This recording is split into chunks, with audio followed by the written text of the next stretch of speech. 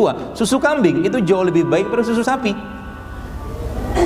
Ya, susu kambing itu relatif lebih basah daripada susu sapi.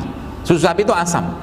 Ya, makanya anak-anak yang terlalu banyak mengkonsumsi susu formula, ya, akan banyak gangguan pencernaan, termasuk salah satunya adalah sering banget gatal-gatal atau mungkin gangguan perut atau pencernaan seperti itu kalau terlalu sering makan atau minum susu formula.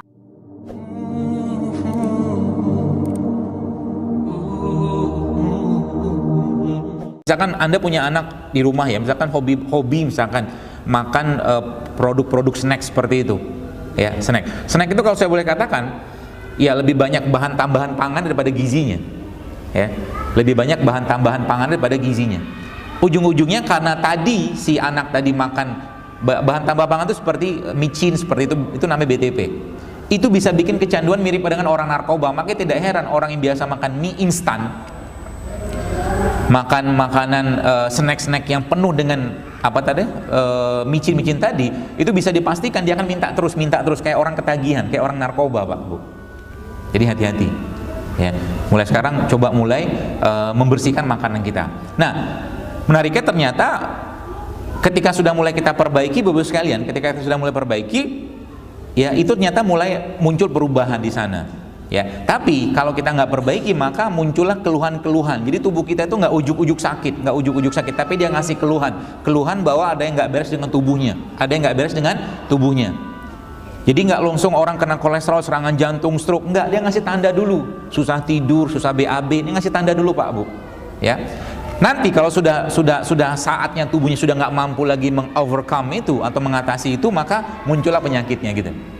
Jadi keluhan namanya. Nah, penyebabnya apa sebenarnya? Kalau saya boleh katakan beberapa penyebab yang membuat ini based on makanan semua, ya. Kenapa saya katakan seperti ini? Karena Anda mau sehat. Kalau Anda mau sehat dan bebas dari penyakit, saran saya perbaiki makanan, nggak ada yang lain.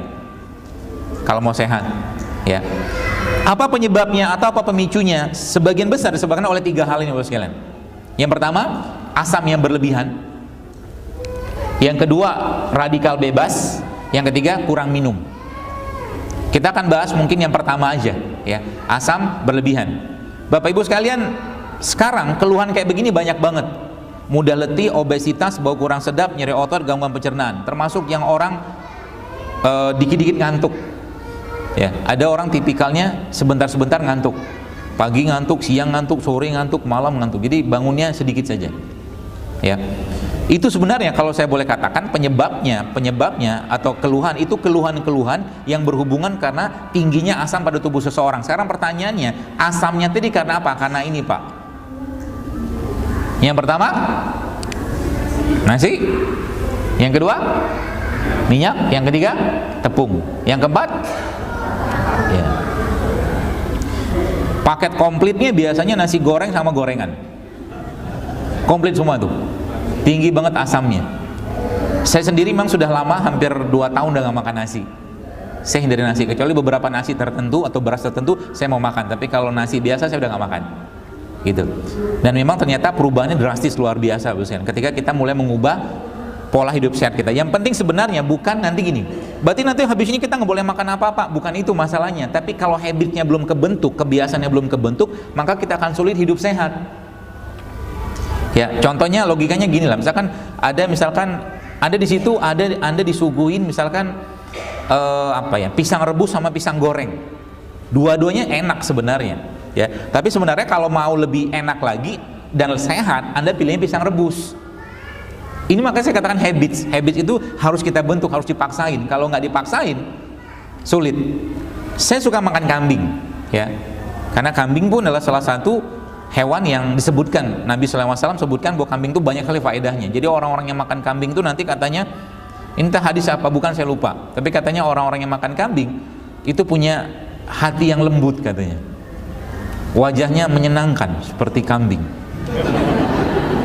Kambing itu kan kalau Anda lihat kan lucu gitu, ya, kayak jenggot gitu kan, terus ngembek itu. Coba lihat kambing, apalagi anak-anak kambing, ya, lucu, ya. Nah, kambing itu tapi jadi masalah. Kambing itu menjadi salah satu hewan yang paling sering dikambing hitamkan.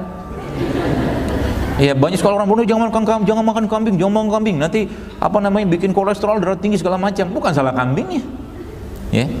Nabi SAW sangat suka makan daging kambing. Nah, kalau kita ini kan, bukan kita sih, bukan Anda lah, orang di luar sana mungkin. Sepertinya Anda sehat-sehat, tampak sehat. Kalau lihat dari kan WHO itu bagi 3, orang sehat, tampak sehat, sama orang sakit. Kalau Anda ini kayak kategorinya kayaknya tampak sehat. Tampak sehat. Ya.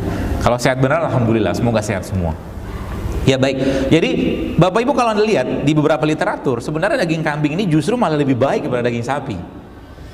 Serius, Anda baca sendiri. Daging kambing ini justru jauh lebih baik daripada daging sapi. Yang pertama, yang kedua, susu kambing itu jauh lebih baik daripada susu sapi. Ya, susu kambing itu relatif lebih basah daripada susu sapi. Susu sapi itu asam. Ya, makanya anak-anak yang terlalu banyak mengkonsumsi susu formula, ya, akan banyak gangguan pencernaan, termasuk salah satunya adalah sering banget gatal-gatal atau mungkin gangguan perut atau pencernaan seperti itu. Kalau terlalu sering makan atau minum susu formula. Diganti dengan apa? Kalau saya sarankan sih ganti dengan susu kambing. Ya. Kalau saya boleh sarankan seperti itu. Jadi inilah yang kita konsumsi tiap hari. Jadi pagi, siang, malam yang dimakan asam semua. Dan kalau dibiarkan terus-menerus Bapak sekalian, ya, kalau dibiarkan terus-menerus, maka akan banyak masalah. Masalah yang tadi nih, yang tadi saya jelaskan tadi. Keluhan-keluhan ini. Langsung sakit nggak? Nggak langsung sakit. Tapi tanda-tanda ini kalau dibiarkan lama-lama, kalau nauzubillah min dzalik, kalau saya boleh katakan, memang bisa bahkan memicu terjadinya kanker. Jadi kalau orang asamnya terlalu berlebihan pada tubuhnya, maka bisa memicu kanker.